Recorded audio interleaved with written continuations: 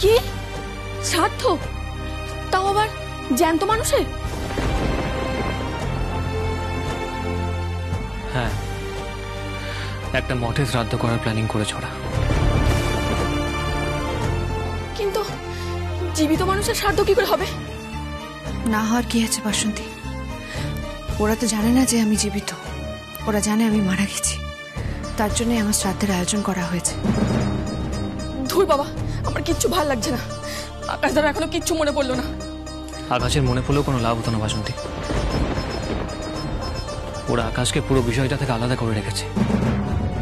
আর আকাশের যেহেতু স্মৃতি ফিরে আসেনি, তার জন্য ওদের বিষয়টাতে আরো সুবিধা হচ্ছে। হ্যালো হ্যালো, আপনি দেখবেন এভাবে চলতে থাকলে একদিন ওরা আকাশকে পুরো বিষয়টা থেকে ভুলিয়ে দেবে। আলো বলে যে কেউ একজন ছিল, তার অস্তিত্ব ওরা আকাশকে ভুলিয়ে দেবে। আর এই সব কিছুর জন্য দায়ী হচ্ছে তার শ্বশুরমশাই তীর্থঙ্কর সেনগুপ্ত আর ওই বাবান। আকাশকে আলোর থেকে দূরে সরিয়ে রাখা অত সহজ নয় দীপজয়।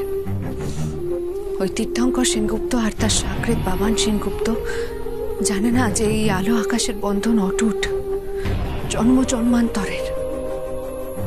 তাই আলো আর আকাশকে কখনো কেউ কোনোদিন আলাদা করতে পারবে না। আলো আকাশকে কোনোদিন ভুলে যেতে পারে, এটা কোনোদিন হতে পারে না। আর আকাশ আলোকে ভুলে যাবে, এটা আমি কোনোদিন হতে দেব না। কিন্তু আলো বৌদি, বলছিলাম আকাশদার যদি তোমাকে সত্যি সত্যি কখনো মনে না পড়ে, তাহলে কি হবে গো? আকাশের একদিন না একদিন ঠিক তার আলোকে মনে পড়বে। আর সেদিন ওই তীর্থঙ্কর সেনগুপ্তর সামনে আকাশ সবকিছুর জন্য কৈফিয়ত চাইবে। তখন তার আলোকে ঠিক খুঁজে বের করবে। কিন্তু আলো আলো, আপনি যে বলছিলেন ওই বাড়িতে ঢুকবেন, সেটা কি করে সম্ভব? আর তাছাড়া আপনি তো আমাকে বলেছিলেন যে খবরাখবর এনে দিতে, সেটাও তো আমি পারছি না। মানে ওই বাড়ির লোকজন, বিশেষ করে বাবান তো আমাকে দু চোখে সহ্য করতে পারেন, তো আমি কিভাবে ঢুকবো ওই বাড়িতে? আমি জানি, আমি সব জানি। ওই বাড়িতে বাসন্তীকেও অ্যালাউ করা হবে না। তাই আমি ওই বাড়িতে ঢুকবো। আপনি ঢুকবেন? মানে আমাকে অন্যভাবে ওই বাড়িতে ঢুকতে হবে, অন্য রূপে, ছদ্মবেশে। কিন্তু আলো যদি ধরা পড়ে যান? কিচ্ছু হবে না। আচ্ছা আচ্ছা, আপনি আমাকে কয়েকটা জিনিসপত্র এনে দিতে পারবেন? কি জিনিস? দাঁড়ান 1 মিনিট।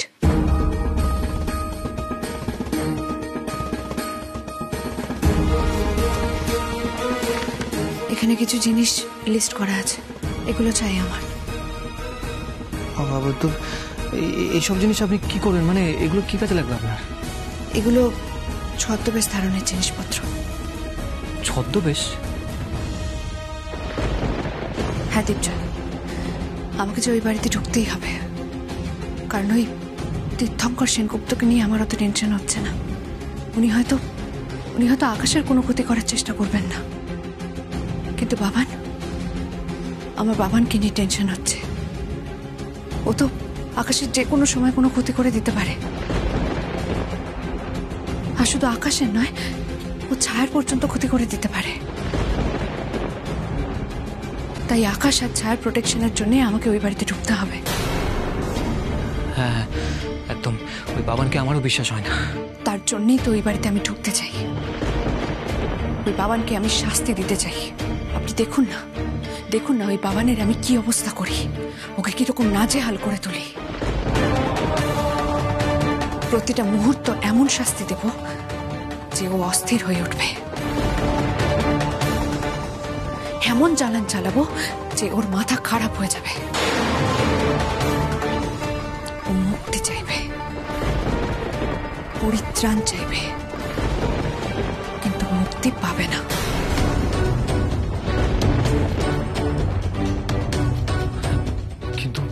কিন্তু আলো কি ছদ্মবেশ ধারণ করবেন আপনি? বলছি, দেখুন, লকডাউনের সময় যে মেয়েটা আমাদের বাড়িতে কাজ করতো, সেই মেয়েটা দেশে ফিরে গেছিল, আর ফিরেনি। কিছুদিন আগে বাসন্তী ওই বাড়িতে গিয়ে সবার হাতে হাতে কাজ করে দিয়ে এসেছে। ফলে এই সময় ওই বাড়িতে কোনো কাজের লোক নেই। অত বড় বাড়ি, অত বড় পরিবার, ভর্তি ভাই, মা, কাকিমণি, ওদের দ্বারা অত কাজ করা সম্ভব হবে না।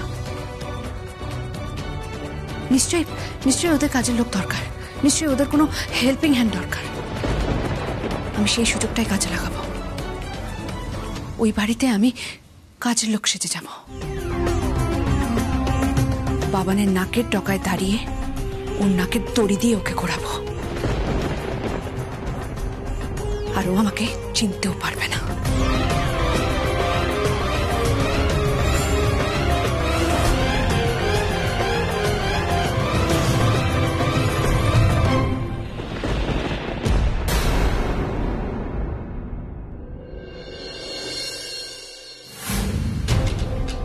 বং এতস্मै সচ্ছাদন ভোজ্য আসনায় নমো, বং এতস্मै ভোজ্য আসনায় নমো।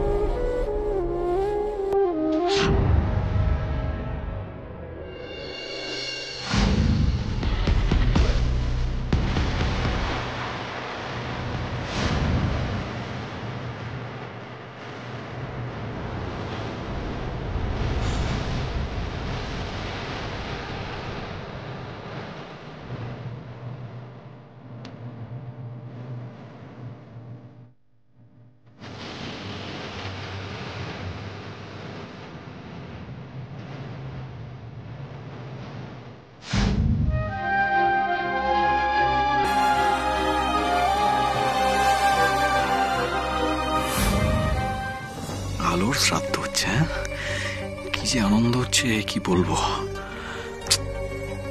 কিন্তু তাও আমি মন খুলে আনন্দ করতে পারছি না। ওই অডিওগুলো, ওই ভয়েস মেসেজগুলো আমার মনে কাঁটার মতো খচখচ করছে।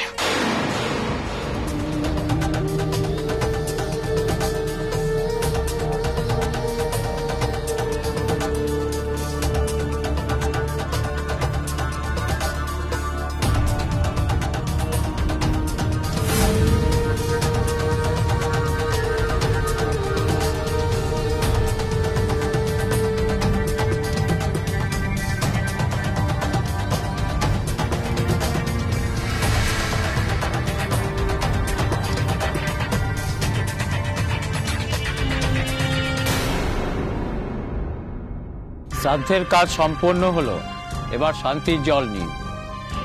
আলো সেনগুপ্ত যে বাড়িতে থাকতেন আর যে ঘরে থাকতেন সেখানে ছিটিয়ে দেবেন।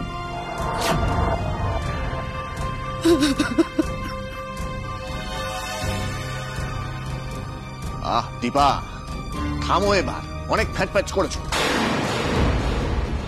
তোমাদের এখানে নিয়ে আসাটাই আমার ভুল হয়ে গেছে। এই বাবান, চলো তো। বাবা, আলোর ছবিটা অন্তত নিয়ে যাই। কোনো দরকার নেই। আলোর ছবি, নাম, ওর জিনিসপত্র, কোনো কিছুর অস্তিত্ব আর সেনগুপ্ত পরিবারের লোকেদের উপর থাকবে না। হ্যাঁ চল দিদি ভাই, চল তো বৌগুনি, চলো। দেখো, আলোর শ্রাদ্ধ হয়ে গেছে, আলোর শরীর পঞ্চভূতে বিলীন হয়ে গেছে, যা হওয়ার হয়ে গেছে, চলো। ওম শান্তি।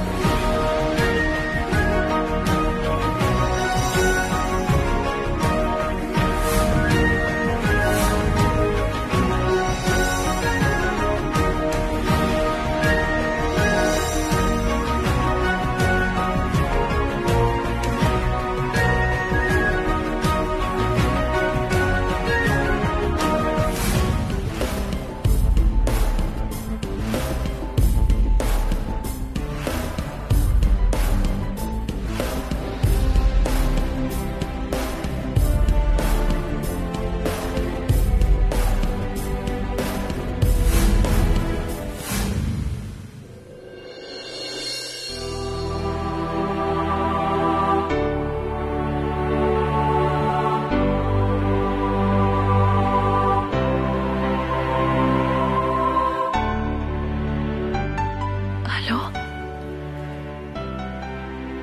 আলো, আমার মন বলছে যে তুই বেঁচে আছিস, কিন্তু আমি জানি না, তুই কোথায় আছিস।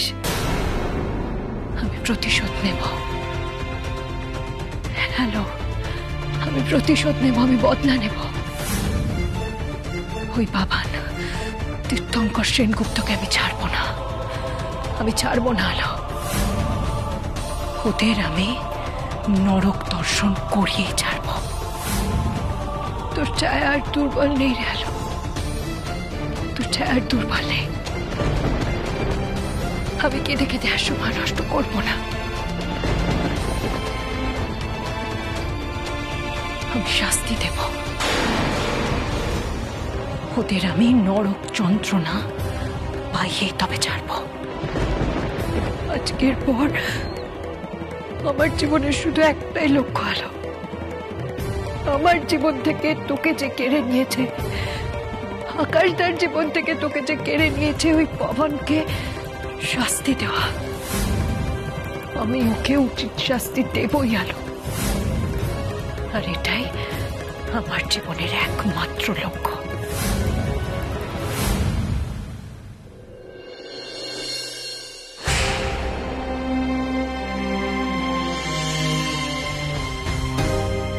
আকাশদা, আকাশদা, তোর কিছু মনে পড়ছে না? আকাশদা, বলো না, তোমার কি এখনো কিচ্ছু মনে পড়ছে না?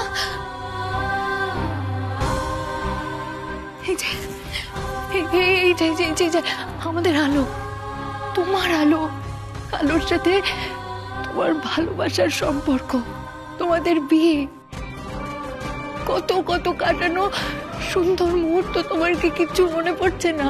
ও আকাশদা, বলো না, এটা দেখার পরও কি তোমার কিছু মনে পড়ছে না? বলো না ও আকাশদা। কেন কেন কেন আকাশদা তোমার কিচ্ছু মনে পড়ছে না? কেন তুমি বুঝতে পারছো না যে তুমি কি হারালে, কাকে হারালে? এরপর যখন তোমার সব স্মৃতি ফিরে আসবে, তখন তুমি কি নিয়ে বাঁচবে বলো তো? কেন তুমি আলোকে খুব ভালোবাসো, আর আলো তোমাকে খুব ভালোবাসতো। তোমরা দুজন দুজনকে খুব ভালোবাসতে আকাশদা। ভালোবাসতো? হ্যাঁ, ভালোবাসতে। তোমার আলোকে ওরা চক্রান্ত করে, ষড়যন্ত্র করে সরিয়ে দিয়েছে। তুমি এখনো তুমি চুপ করে থাকবে? কারা ষড়যন্ত্র করেছে ছায়া? কারা? তোমার ভাই বাবান আর তোমার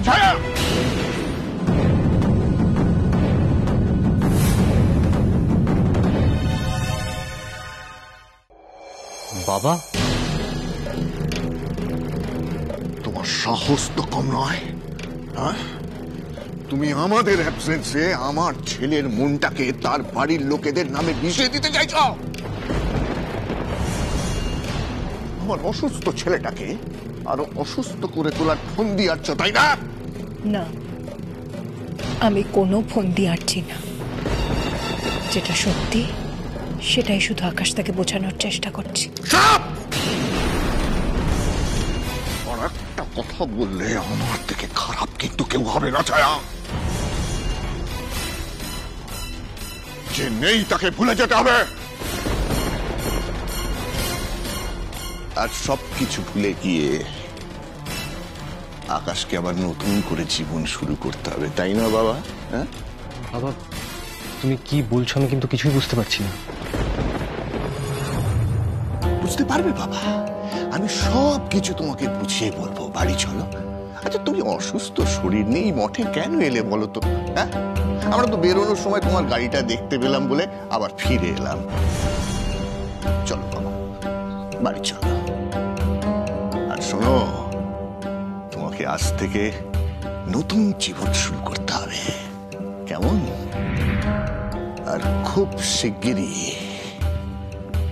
আমি তোমার আবার বিয়ে দেব।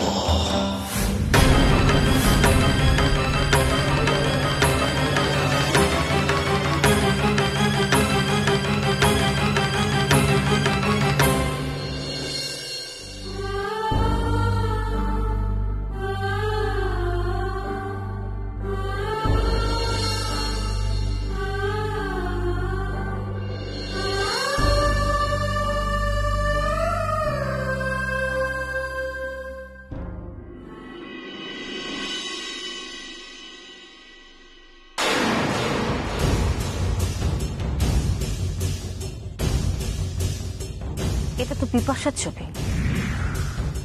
তোমার বন্ধু তথাগত বাবুর মেয়ে। হ্যাঁ, আরে এর সঙ্গেই তো আকাশের আমি একবার বিয়ে ঠিক করেছিলাম।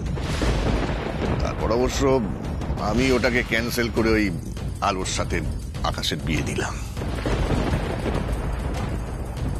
কই দেখি দেখি।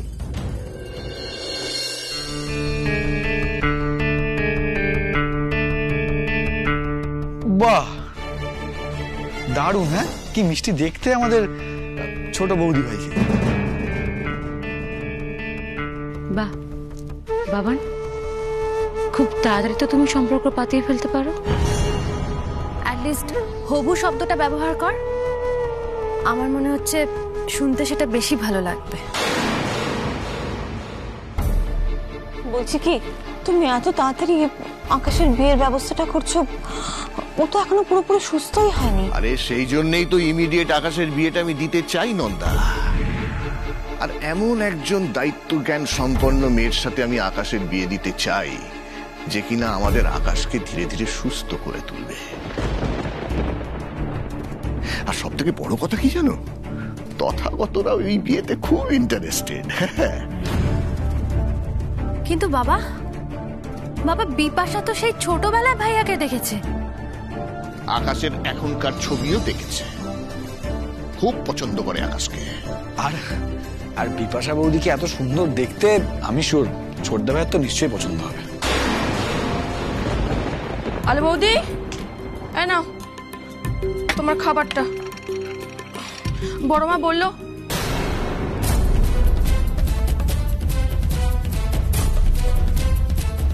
এ কি, বড় মা বললো খাবারটা এখানে দিয়ে যেতে, কিন্তু আলো বৌদি তো ঘরে কোথাও নেই, বাথরুমে নেই তো।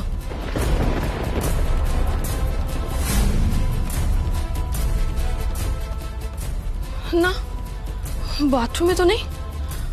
আলো বৌদি, ও আলো বৌদি, আলো বৌদি। এই কি হয়েছে রে? তুই আলো আলো করে চাচ্ছিস কেন? কোথায় আলো? আলো কোথায়? দেখো না, আলো বৌদি ঘরে কোথাও নেই, বাথরুমে দেখলাম সেখানেও নেই। কি বলিস? এই ছাদে ছাদে যায়নি তো? ছাদে না, না ছাদে তো তালা দেওয়া আছে, আর চাবি তো বড় মার ঘরে রাখা আছে। বলছি শোনো না, বাইরে কোথাও বেরিয়ে যায়নি তো? বাইরে বাইরে বাইরে কিভাবে যাবে? আমি তো বসার ঘরে বসে টিভি দেখছিলাম, বাইরে কিভাবে যাবে? তাহলে তাহলে কোথায় গেল আলো বৌদি? কিন্তু বাবা, ভাইয়াকে এখন বিয়ের কথা বলে ভাইয়া রাজি হবে তো? কেন রাজি হবে না? কারণ ভাইয়ার এখন যা মনের অবস্থা, আর আলো সবে বৌমনি, তাতে কি হয়েছে বলো তো? আমাদের ছোটদা ভাই তো আলোকে ভুলে গেছে। ভুলে গেলেও অবচেতনে আলো এখনো আছে ভাইয়ার মনে। মন থেকে ওই নামটাকেই বার করে ফেলতে হবে, সেই জায়গায় বিপাশার নামটা গেঁথে দিতে হবে, বুঝেছো? জেঠুমনি, আমি আমি আমি দায়িত্ব নিচ্ছি। ঠিক আছে বাবা, যা করার একটু সময় নিয়ে করিস। কিন্তু আমার হাতে বেশি সময় নেই নন্দা, আগামী মাসেই একটা ভালো দিন দেখে আমি ওদের বিয়ে দেব। ও মা, এত তাড়াতাড়ি? ছেলেকে সুস্থ দেখতে চাও কি চাও না সেটা আগে ঠিক করো। শোনো নন্দা, বিপাশার সাথে আকাশের বিয়ে হলে দেখো ধীরে ধীরে ঠিক সুস্থ হয়ে উঠবে। তুমি একদম ঠিক কথা বলো জেঠুমনি। হ্যাঁ জেঠিমুনি। আচ্ছা জেঠুমনি, তুমি এক কাজ করো না, তুমি আগামী কোনো একটা ছুটির দিন দেখে ওই তথাগত আঙ্কেলকে ইনভাইট করো না, ওদের সবাইকে আসতে বলো। তাহলে কি হবে, ওই বিপাশা বৌদির সাথে আমাদের সবার আলাপটা হয়ে যাবে আর কি। আর সেই সুযোগে ছোটদা ভাইয়েরও আলাপ হয়ে যাবে বিপাশা বৌদির সাথে, মানে একে অপরকে চিনে নেবে, জেনে নেবে, তাতে ভালো হবে না? দেখো হয়তো ছোটদা ভাই রাজি হয়ে গেল। অসম্ভব, ভাইয়ার এখন মানসিক যা অবস্থা, তাতে ভাইয়া বিয়েতে রাজি হবে না। এই তোরা না, তোরা একটা কথা বুঝতে পারছিস না। দেখ, ছোটদা ভাই তো এইভাবে ডিপ্রেশনে চলে যাবে, এইভাবে ঘরের মধ্যে বন্দি থাকতে থাকতে বেচারা হতাশাগ্রস্ত হয়ে পড়বে। তারপর হয়তো দেখ ওকে অ্যাসাইলামে পাঠাতো। না না না না, ওকে অ্যাসাইলামে দিতে হবে না, ও ভালো হয়ে যাবে। হ্যাঁ হ্যাঁ, নিশ্চয়ই ভালো, সুস্থ হয়ে যাবে ও। হ্যাঁ হবে তো, কিন্তু তার জন্য কি প্রয়োজন? আকাশের জীবনে একটা সুন্দর ভালোবাসা। আর আমি নিশ্চিত নন্দা, ওই বিপাশাই আকাশের জীবনে সেই ভালোবাসা দিতে পারবে। আর তুমি দেখো, তারপর আস্তে আস্তে আস্তে আস্তে আমাদের আকাশ সুস্থ হয়ে উঠবে। কিন্তু বাবা, আর কোনো কিন্তু নেই। সব ব্যাপারে তুমি কিন্তু কিন্তু করবে না। বিয়ের সিদ্ধান্ত আমি অলরেডি নিয়ে ফেলেছি। আমার কথার কোনো নড়চড় হবে না। ওই বিপাশার সাথেই আমি আকাশের বিয়ে দেবো।